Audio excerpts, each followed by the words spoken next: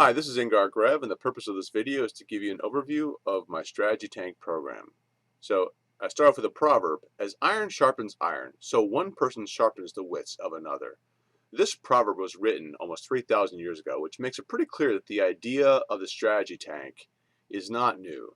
Napoleon Hill wrote about it about 100 years ago or so, and he wrote about how most successful business leaders of his day engaged in what he called masterminds and what I call think tanks.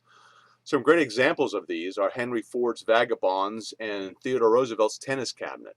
So throughout history, successful people knew that they were not infallible and that they didn't have all the answers. They knew that mediocrity was constantly trying to infiltrate their plans like a cancer, and that finishing second was really just finishing as the best of the losers. Which reminds me of a joke. Knock, knock. Who's there? The guy who finished second. The guy who finished second who? Exactly. So to avoid finishing second, to avoid mediocrity, highly successful people seek out others who will challenge them to achieve greater things, people who will give them an edge. Sometimes that collaboration results in breakthrough ideas like the US Constitution. Other times it's doing the impossible, like landing men on the moon and bringing them back safely. Just take a moment to think about the awesome things that have been done in this world through the coming together of great minds. Things like splitting the atom, making computers ubiquitous, or rolling out electricity to the entire nation. Consider, too, how each of these things came to being through intense competition. Landing on the moon was spurred on by the Cold War between the US and the Soviet Union. Enormous effort was put into refining the nuclear fission process because of the need for the US to get the atomic bomb before the Nazis. Getting personal computers on every desk was driven by the intense competition between Apple and Microsoft. And even the rollout of electricity, back at the turn of the last century, was fueled by competition between Edison and his former apprentice Tesla, J.P. Morgan and Westinghouse, and Rockefeller and all those guys, because Rockefeller specifically didn't want to lose his kerosene lighting business. We see it in sports too. Athletes rise to the occasion when their competition improves. Think about how much more exciting playoff games are, simply because the best teams in the league are competing and the winner takes all. This is also one of the reasons why the Olympics are so great to watch, because the best athletes in the world are competing. That often means that the competition will be so fierce that that records are likely to fall. Of course, we only see these elite competitions after the athletes and teams go through an arduous crucible of training and competition week in and week out. We just see the end result, but the effort that's taken into winning is prodigious. Competition is always gunning for you. There's always someone looking to take your ticket and knock you out of the game. Being aware of that competition and then preparing yourself to win and keep winning is the key to long-term recurring success and growth. No great athlete has done this preparation without a coach. No great team has done this without a coach. And no great business leader that I'm aware of has done it without great peer relationships and or great advisors, such as a board of advisors, a board of directors, a strategic advisor like myself, an executive coach, and so on. Nothing truly awesome is achieved by one person alone. A myth that refuses to be dispelled in the United States is that of the self-made man or woman, and that myth dooms many businesses to relative mediocrity. They can only reach the limit of the CEO's leadership intellectual capacity, and without great peers to sharpen their wits, they'll continue to default to the patterns of thinking and leading that brought them to their plateaus in the first place. So choose now to reject those myths and reject second place. Throughout my life, I hung around people who were more successful than I was. I interview successful CEOs every month in my strategic business forum. And I've interviewed leadership legends like GM's Dan Akerson and Alabama football's Nick Saban for my Washington Business Journal column.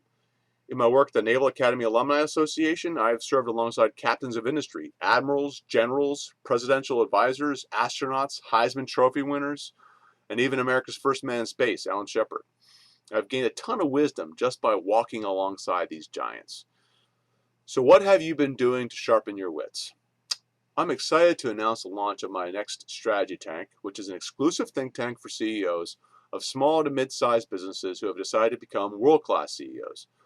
The strategy tank is a recrafting of the same strategic mindset program I've been doing for years. The only difference being that this program will only include peers. In the earlier groups, I have allowed a certain more cross-pollination, but now I'm going to work hard to make sure that everybody in this is a peer. And yes, I will hold several different strategy tanks to accommodate different peer groups. So I've been in this business for 6 years, and I've seen a number of excellent peer groups, some very well known, and here are the ways that the Strategy Tank is different from the CEO peer groups you might have seen before or even participated in before. So the Strategy Tank is professionally facilitated by me, a full-time strategic advisor, and not a moonlighting colleague. Not that there's anything wrong with that, but this is my specific focus is on the Strategy Tank and on being a strategic advisor. The focus of the Strategy Tank is on strategy development and execution, not problem solving per se. There are lots of great CEO peer groups out there that focus on solving each other's problems, and members of these groups have been great clients of mine. So they've been part of those peer groups and they've been part of my own groups. We also will do problem solving in our group, but it's a secondary focus, and that arises from the strategic mindset curriculum. So the strategy tank follows the growth coach's strategic mindset curriculum, which is singularly focused on pulling the CEO out of the day-to-day operations of the business. That's the focus of us in that 2-year period of time, is getting that business to run without the CEO's daily operation of the business. What that does is it makes the business scalable, it can handle any growth, sustainable, it grows without the CEO being involved in transactions, and particularly valuable. So it's worth a lot of money someday when it's sold because you'll be able to demonstrate that the CEO is no longer the special sauce in the business. And that's really the key here, is driving great value out of your business.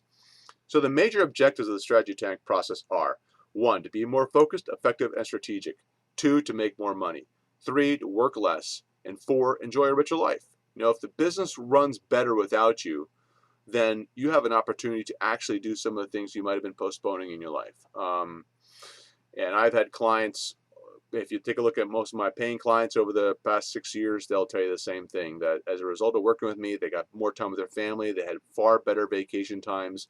All those things happen simply by being strategy focused and getting themselves focused on leading the business, not being involved in the day-to-day operation of the business.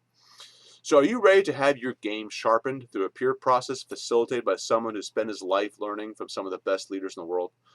If so, I'd like to invite you to learn more and apply to the Strategy Tank that kicks off on October 4th here in the DC metropolitan area.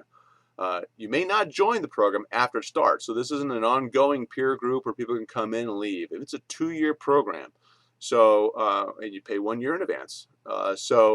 But when you join the program, if you want to join the program, you got to start with us on October 4th. So that's the only way it works. You can't come in later. If you don't make it, the next one will be about 4 to 6 months out, perhaps. Size is limited, so do apply quickly. All the details are on my website, and the frequently asked questions section, or FAQ section, should answer most of your questions.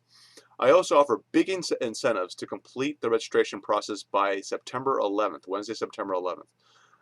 One of those incentives is a 1-day strategic manager program for your executives or managers, whatever you choose to put through there.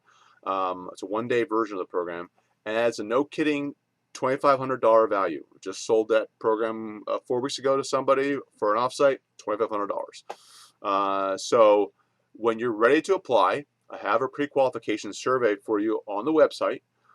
Take that, and based upon the survey's results, you'll then fill in the application. Feel free to email me or call me with any questions you may have, and I look forward to working with you.